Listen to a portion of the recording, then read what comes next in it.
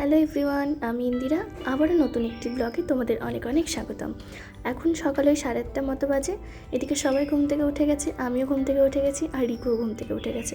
তো চলো নিচে গিয়ে টিফিনটা করে নিই। তো আমার এদিকে টিফিন করে নিলাম, আর মা এদিকে সবজি কাটছে, আর আমি ততক্ষণে চালটা বের করে ধুয়ে নিই। ভালো করে 2-3 বার জল পাল্টে পাল্টে ভালো করে চালটা ধুয়ে নিলাম। ভালো করে ধুয়ে আমি চালটা এখন ভেজাতে দিলাম। মা এদিকে অন্য কাজ করছে, ততক্ষণে যা যা সবজি কাটার আছে বাদবাকি সবজিগুলো আমি কেটে নিচ্ছি। তো আমার প্রায়ই সবজি কাটা সব শেষ হয়ে গেছে।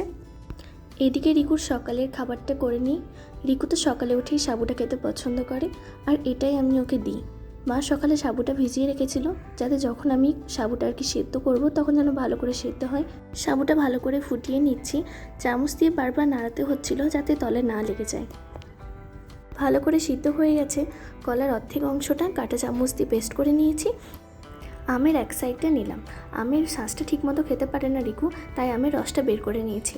সাবু, আমের রস আর কলার পেস্টটা দেওয়ার পর 1 চামচ ফর্মুলা দুধ মিশিয়ে দিয়েছি, তাতে টেস্টও ভালো হয় আর খেতেও ভালোবাসে রিকু। এই যে আমার রিকুর খাওয়া শুরু হয়ে গেছে, আর এটা খেতে রিকু ভীষণ পছন্দ করে। এটা খেতেও আমাকে একটু কোনো জ্বালায় না।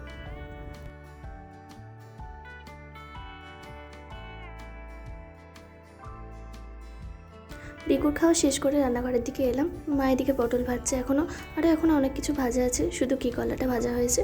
আর ওদিকে শাক, গাজর, ক্যাপসিকাম, পেঁয়াজ, টমেটো, আদা, রসুন, ধনেপাতা এইসব রাখা আছে। এখন অনেক রান্না বাকি আছে। এদিকে মা ও ভাগ্নে মিলে খেলতে এখনও ব্যস্ত। অনেকবার ডাকার পর রিকু একবার আমার দিকে তাকালো, ব্যাস। বাবা রিকুর মা ভাতের জন্য কত মাছ এনেছে, রুই মাছ, মাছের মাথা, মুরগির মাংস, ইলিশ মাছ, চিংড়ি মাছ, আর ওটা মনে হয় বাটা মাছ। রিকুকে ঝটপট স্নান করে দিই, নইলে ওদিকে দেরি হয়ে যাবে। রিকু তেল মাখানোর সময় একটুও কান্নাকাটি করে না। তেলের ঢাকনা খুলছি, তেল নিচ্ছি, কোথায় রাখছি এইসব নজরে রাখে। আর বডি ম্যাসেজ নিতে রিকু বেশ পছন্দ করে।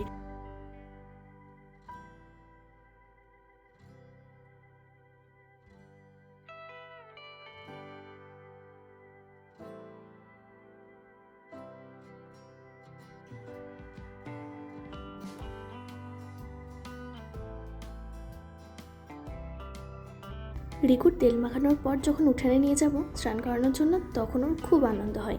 জলের দিকে তাকিয়েই থাকবে যে কখন ওকে গামলাতে বসাবো।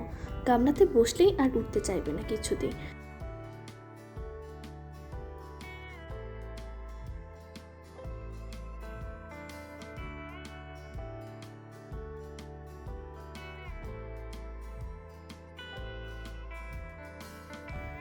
রিকুর স্নান খাওয়া সব কমপ্লিট হয়ে গেছে, এবার ঘুমো হবে।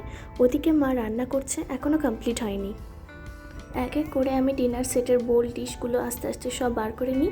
একটা হাত থেকে পড়ে গেলেই গেল। সব মায়ের শখের জিনিস, সব সুন্দরভাবে সাজিয়ে রেখেছে মা। বাড়িতে জন্মদিন হোক বা জামাই ষষ্ঠী বা অন্য কোনো দরকারে হোক, এদের বার করা হয়। আবার কাজ শেষ হলে আবার নিজের নিজের জায়গায় সুন্দরভাবে সাজিয়ে রেখে দেয় মা। আমি জল দিয়ে পরিষ্কার করে ধুয়ে ভালো করে জলগুলো মুছে নিচ্ছিলাম।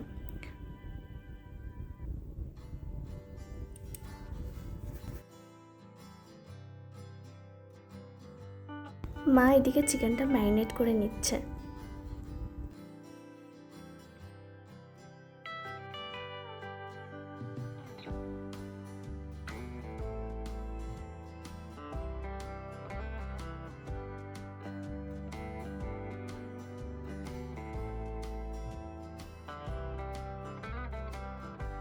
আর ওদিকে কড়াই এখন মাছের মাথা ভাজা হচ্ছে।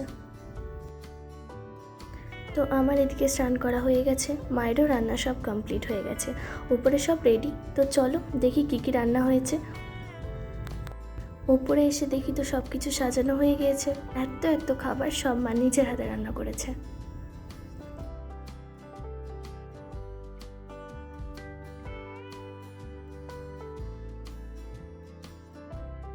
মা রিকুকে সাজিয়ে দিচ্ছিল, আর এদিকে বাবাও হেল্প করছিল একটু।